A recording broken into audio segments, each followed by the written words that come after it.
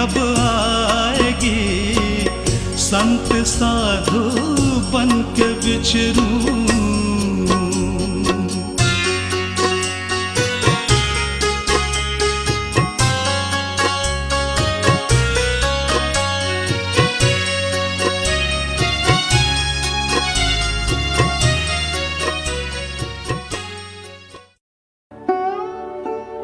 माँ, क्या तुम मुझे अच्छा पुत्र मानती हो, मेरा हित चाहती हो और अनंत काल तक मेरी ही माँ बने रहना चाहती हो? हाँ पद्म, क्या बात है? आज तुम ऐसी गंभीर बातें क्यों कर रहे हो? माँ, मैंने मुनि होने का निश्चय किया है। मैं सांसारिक बंधनों से मुक्त होना चाहता हूँ। तुमसे दीक्षा की आज्ञा चाहता हूँ। तुम मुझे आज्ञा दोगी ना? नहीं नहीं, ऐसा नहीं बोलो पद्म, अभी तुम्हारी पढ़ने खेलने की आयु है। अचानक पुत्र से मुनि बनने की बात सुन माँ का हृदय वियोग की कल्पना से ही तड़प उठा। उसने तरह तरह से पद्म को समझाने का प्रयत्न किया, किंतु सब व्यर्थ। पद्म ने दृढ़ निश्चय कर लिया था। जब मां का प्रयास भी विफल रहा तो उनके नेत्रों से अश्रुधारा फूट निकली।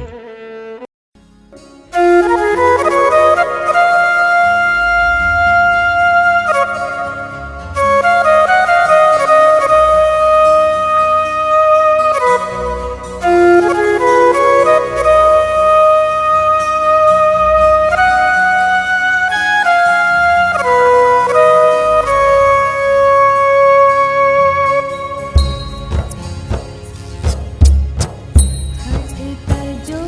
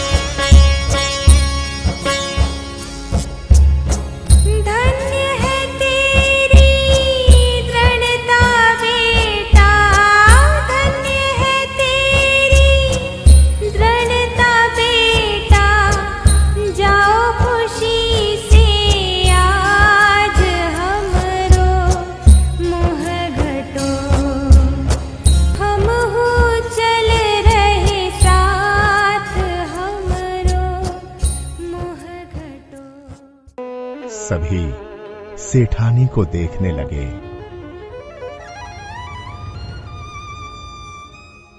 नहीं मां, मैं अपने जन्म के लिए लज्जित हूं। अब अनंत काल तक जन्म न लूंगा, किसी को कष्ट न दूंगा। इतने वर्ष संयम बिना व्यर्थ गवाए, परंतु अब न गवाऊंगा। तुम जानते हो पद्म कि मैं तुम्हें कितना प्यार करती हूँ। तुम ही मेरी एकमात्र संतान हो। मैं अपनी ममता को कैसे तजूं? नहीं नहीं पद्म, ऐसा नहीं होने दूंगी। तुम ही अनंत काल तक मेरे पुत्र कहलाओगे। मैं जानता हूँ माँ, इसीलिए तुमसे दीक्षा की आज्ञा चाहता हूँ। अब मैं इसी जन्म तक तुम्हारा पुत्र कहलाऊंगा।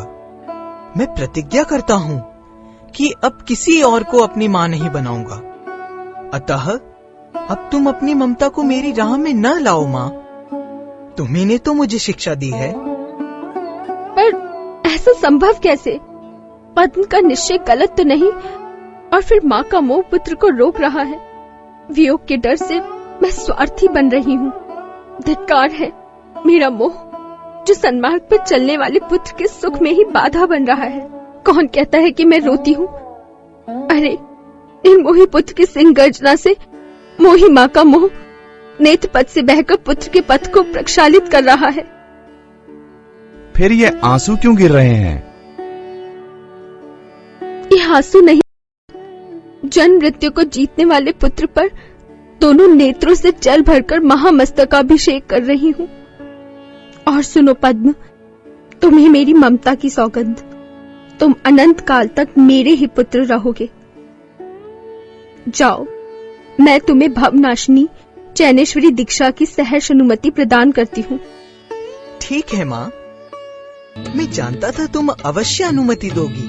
तत्व ज्ञानी जो हो और मेरी गुरु भी। संसार लगने लगा अब असार, निज गायक की सुधि आई।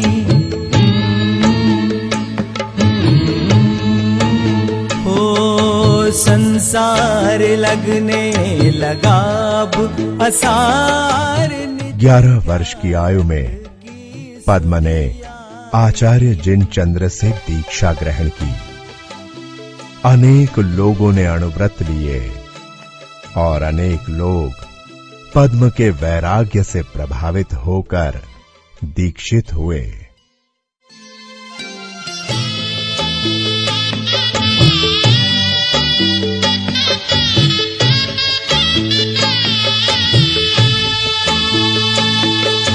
दशो दिशाओं की चुनरिया ओढ़ चले मुक्ति डगरिया। मुक्ति नगर को चले दिगंबर, हर्षित धरा और अंबर। स्वर्गों से पुष्पों की वर्षा अपार, दिगंबर मुद्रा मन भाई।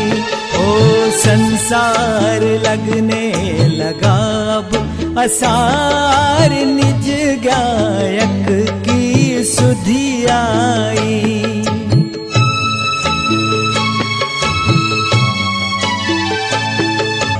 पंचमुष्टि के चिलोंच करके, वस्त्राभूषण सब तज के। तिल तुष मात्र न परिग्रह धार, यथा जात मुद्रा मन भाई। हो संसार लगने लगा अब असार, निज गायक की सुधि आई। पद्मनंदी मुनि राज की जय। पद्मनंदी मुनि राज की जय। साधु बनकर पद्मनंदी कठोर तपस्या करने लगे। अब 28 मूल गुण ही उनकी जीवनचर्या बन गई। वे 46 दोष और 32 अंतराय रहित निर्दोष आहार लेते थे।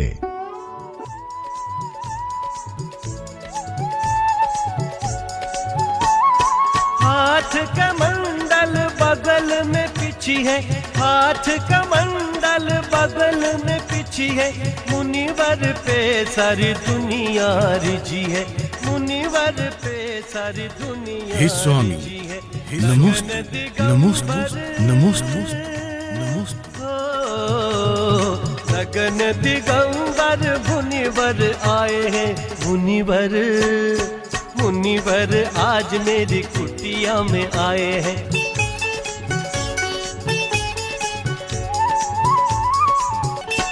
अत्र अत्र तिष्ठो है मुनिवर, अत्र अत्र तिष्ठो है मुनिवर, भूमि शुद्धि हे स्वामी, मन वचन काया आहार जल शुद्ध है। प्रासुक जल से चरण पखारे हैं, प्रासुक जल से चरण पखारे हैं, गंधोदक पा भाग्य सवारे हैं, गंधोदक पा भाग्य सवारे हैं। शुद्ध भोजन हे स्वामी, मन वचन काया आहार जल शुद्ध है। आंकड़ी छोड़कर आहार ग्रहण कीजिए। मुनिवर मुनिवर आज मेरी कुटिया में आए हैं, मुनिवर आज मेरी कुटिया में आए हैं। आहार करा के आहार करा के नर नारी हर्षाए हैं। अन्न शन अवमौदर्य आदि 12 तप करते हुए तथा 22 परिशह सहते हुए कर्मों की निर्जरा करने लगे। उनकी कीर्ति चारों ओर फैलने लगी। अरे देखो, मुनि पद्मनंदी का तप कई दिनों से आहार भी नहीं लिया। संघ के साधु भी उनकी तपस्या से प्रभावित हुए। देखो तो सही, दीक्षा में चाहे हमसे छोटे, परंतु ज्ञान ध्यान एवं तपस्या में हम सबसे श्रेष्ठ। धन्य है उनकी साधना।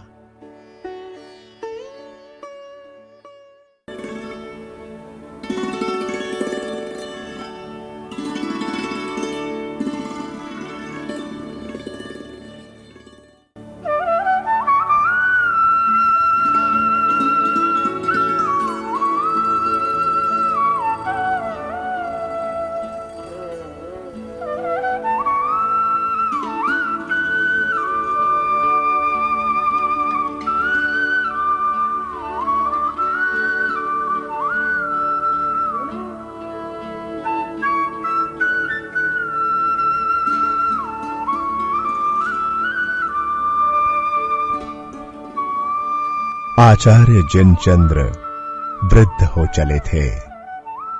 वे दूसरे संघ में जाकर समाधि लेना चाहते थे और योग्य मुनि को आचार्य पद का भार सौंपना चाहते थे। पद्मनंदी ही ऐसे मुनि हैं जिन्हें संघ के सभी मुनि चाहते हैं, प्रशंसा करते हैं। श्रावकों में भी उनका विशेष प्रभाव है।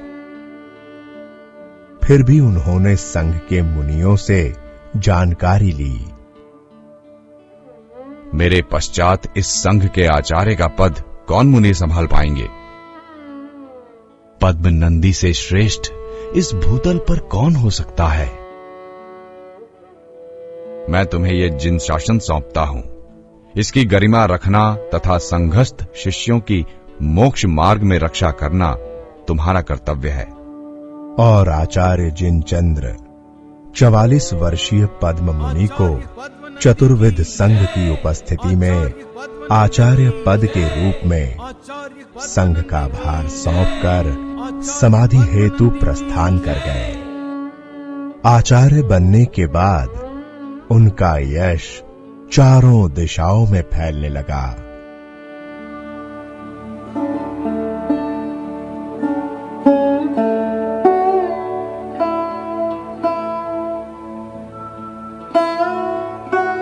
कौंडकुंदपुर जन्मस्थान होने से पद्मनंदी कुंद कुंद नाम से प्रसिद्ध हुए।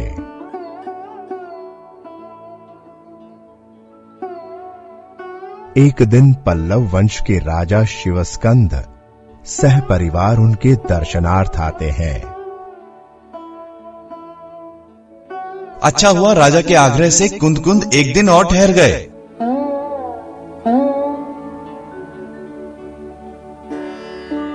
कुंद कुंद से प्रभावित होकर राजा शिवस्कंद भी मुनिवेश धारण कर संग के साथ हो लिए।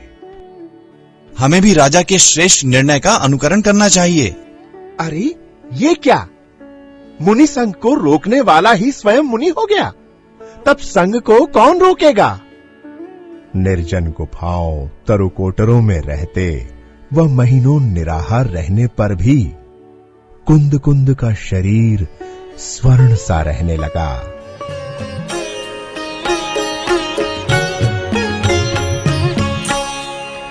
ऐसे मुनिवर देखे वन में, जाके राग द्वेष नहीं तन में। ऐसे मुनिवर देखे वन में, जाके राग द्वेष नहीं तन में।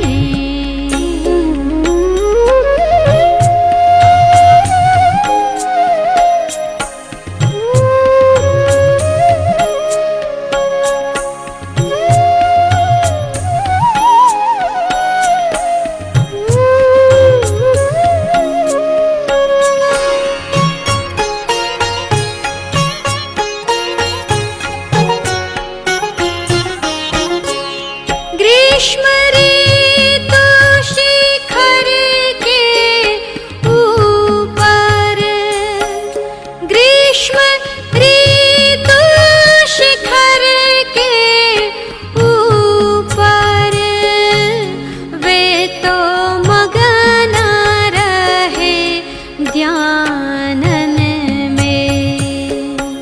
वे तो मगन रहे ध्यानन में।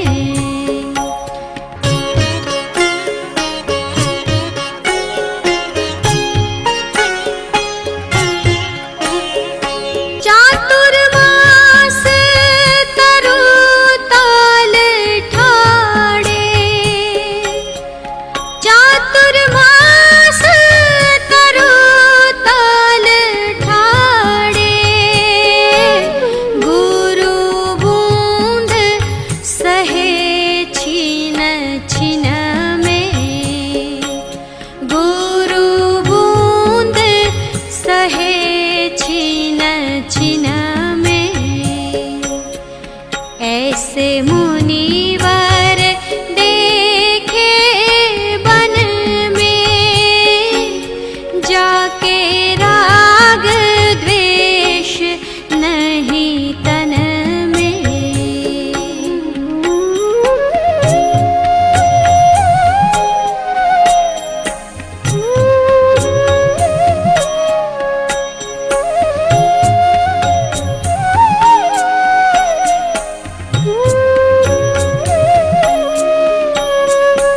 शीत मास दरिया के किनारे, मुनि धीर धरे ध्यानन में।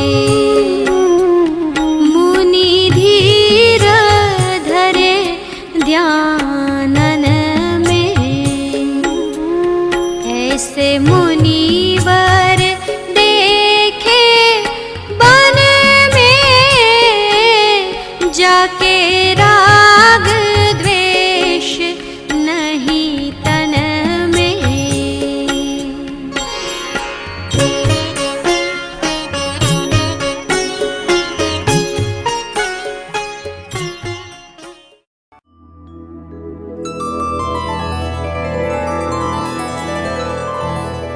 विक्रम शक प्रारंभ में, घटना एक सुखदाई। जिससे ध्वनि विदेह की भरत क्षेत्र में आई।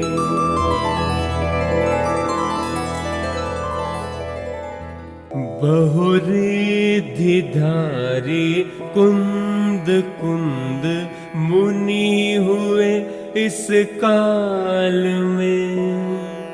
शुद्ध ज्ञान में जो कुशल अरु अध्यात्म रत योगीश थे। तुम्हें पता नहीं, आचार्य को अनेक रिद्धियों के साथ चारण रिद्धि भी प्राप्त है।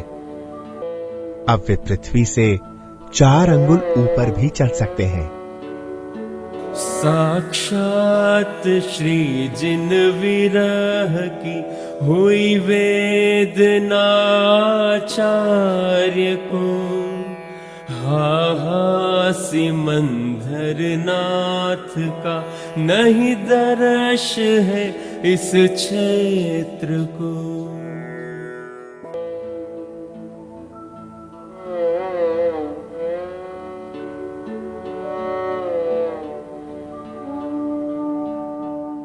एक दिन स्वाध्याय करते हुए उन्हें किसी आगम का मर्म जानने की तीव्र इच्छा हुई।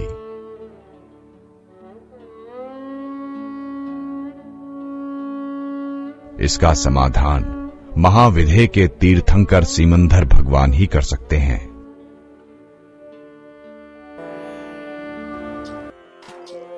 अरे अचानक बोल उठे सत धर्म वृद्धि हो शिर जिन राज। सीमंधर जिन समो शरण में अर्थ न समझी सकल समाज।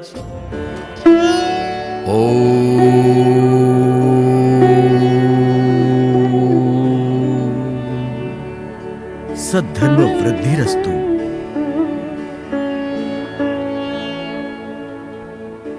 महाविदेह के चक्रवर्ती सीमंधर भगवान से प्रश्न पूछते हैं।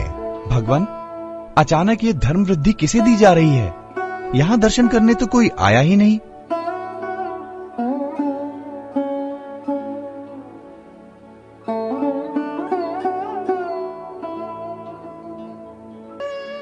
भरत क्षेत्र के महासमर्थ आचार्य कुंद कुंद मुझे नमस्कार कर रहे हैं। तभी वहां उपस्थित 2 चारण रिद्धिधारी मुनि सोचते हैं, हमें ऐसे महान तपस्वी व अभीक्षण ज्ञानोपयोगी संत के दर्शन करने चाहिए। फिर तो अविलंब चलना ही चाहिए। भरत क्षेत्र में भक्तजन कुंद कुंद आचार्य के दर्शनार्थ खड़े थे और तभी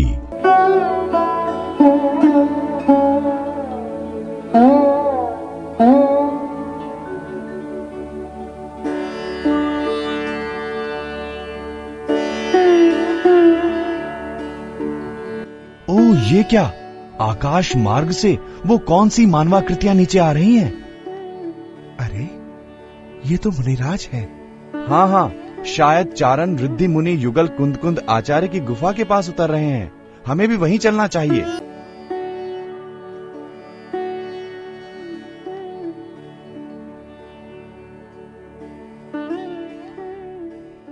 मुनि युगल नीचे उतरकर आचार्य कुंद कुंद की वंदना कर विराजते हैं और अपना परिचय देते हैं।